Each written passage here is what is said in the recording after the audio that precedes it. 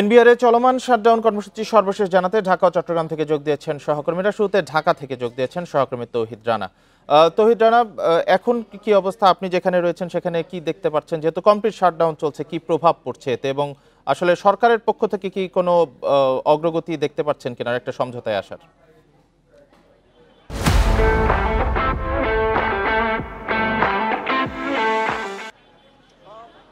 হ্যাঁ, আমি সকাল থেকে যেমনটা বলছিলাম যে আলোচনার একটি পথ খুলেছে এবং অর্থ উপদেষ্টার পক্ষ থেকে এনবিআর সংস্কার ঐক্য পরিষদকে আলোচনায় আহ্বান জানিয়েছেন। বিকেল 4টায় অর্থ মন্ত্রণালয়ে তারা বৈঠকটি করবেন এবং এনবিআর সংস্কার ঐক্য পরিষদের পক্ষ থেকেও তারা কিন্তু রাজি হয়েছেন আলোচনায়। এবং এই বিষয়ে আমরা সরাসরি একটু এনবিআর সংস্কার ঐক্য পরিষদের সভাপতির সঙ্গে একটু কথা বলতে চাই। তিনি আসলে আমাদেরকে জানাবেন তাদের পরবর্তী পদক্ষেপগুলো। আপনারা তো আলোচনায় সাড়া দিয়েছেন এবং আপনারা কি এই প্রেক্ষিতে আন্দোলন কি প্রত্যাহার করছেন কিনা? আমরা আসলে আলোচনা থেকে এসে আন্দোলনের বিষয়ে জানাবো।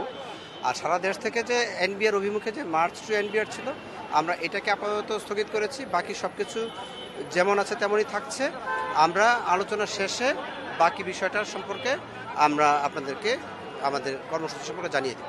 আলোচনায় অর্থ উপদেষ্টার সঙ্গে আপনাদের কোনো এজেন্ডা আছে কিনা? আরও কি কোনো সুনির্দিষ্ট দাবি বা এনবিআর চেয়ারম্যানকে তো পদত্যাগের আপনারা দাবি জানিয়েছেন, সেই জায়গা থেকে অনড় আছেন কিনা? এজেন্ডা ছাড়া তো আর আলোচনা হয় না। আমরা নিশ্চয়ই কিছু এজেন্ডা নিয়ে যাচ্ছি। তো চেয়ারম্যান মহোদয়ের অপসারণটাও আমাদের এজেন্ডার অন্তর্ভুক্ত একটা বিষয়, সুতরাং আমরা ওইটা নিয়ে আলোচনা করব।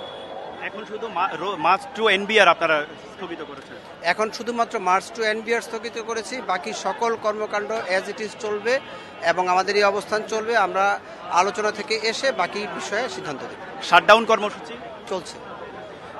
ধন্যবাদ। আপনি যেমনটি শুনছিলেন, এনবিআর সংস্কার ঐক্য পরিষদের সভাপতি হাসান মাহমুদ রিকাবদার তিনি জানিয়েছেন যে তাদের আন্দোলনের যে কর্মসূচি, পদত্যাগের চেয়ারম্যানের পদত্যাগের যে কর্মসূচি, সেটি কিন্তু অব্যাহত আছে। শাটডাউন কর্মসূচি সেটিও অব্যাহত আছে। শুধুমাত্র মার্চ টু এনবিআর সেটি তারা প্রত্যাহার করেছেন।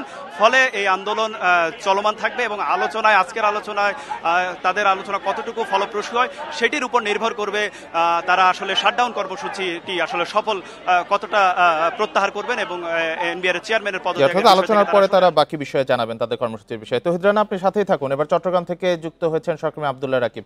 রাকিব, বন্দরনগরী চট্টগ্রামের শাটডাউনের কি প্রভাব পড়ছে? পণ্য খালাস তো হচ্ছে না, আমদানি রপ্তানি যোগ্য, তো এখন কি অবস্থা সর্বশেষ জানতে চাই।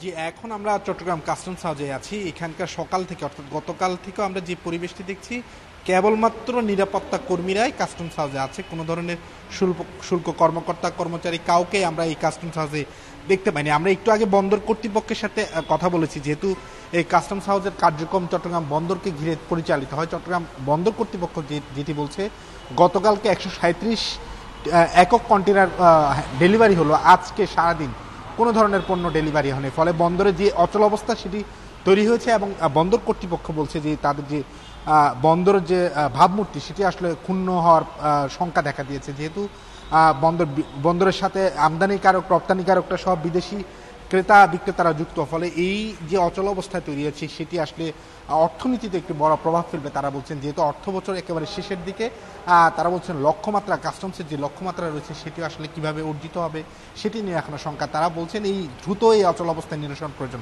আমরা যদি একটু দেখাই যে চট্টগ্রাম কাস্টমস হাউসের যে স্বাভাবিক সময়ের যে ব্যস্ততা থাকে, এই পুরো গলিপথে মানুষ গিজগিজ করে এবং কর্মকর্তাদের ব্যস্ততা থাকে, সেটা একেবারে শুনশান নীরব। প্রতিটি কক্ষই তালামারা, কোনো কর্মকর্তা গতকাল থেকে আমরা দেখিনি এবং প্রতিটি যার একদম এখানে কাস্টমস কমিশন থেকে শুরু করে একেবারে যারা কর্মচারী রয়েছেন তাদেরকে আমরা এখানে কোনো উপস্থিতি দেখিনি।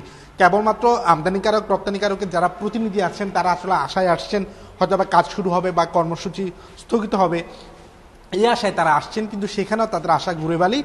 তারা বলছেন তাদের যে সময়ের অপচয় হচ্ছে এবং আমদানি পণ্য খালাস এবং জাহাজীকরণের ক্ষেত্রে একটি বড় প্রভাব পড়ছে।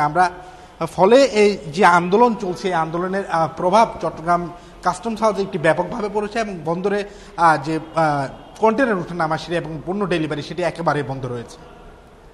এনবিআর এর শাটডাউনের বিষয়ে ঢাকা ও চট্টগ্রাম থেকে জানাচ্ছিলেন আমাদের সহকর্মীরা।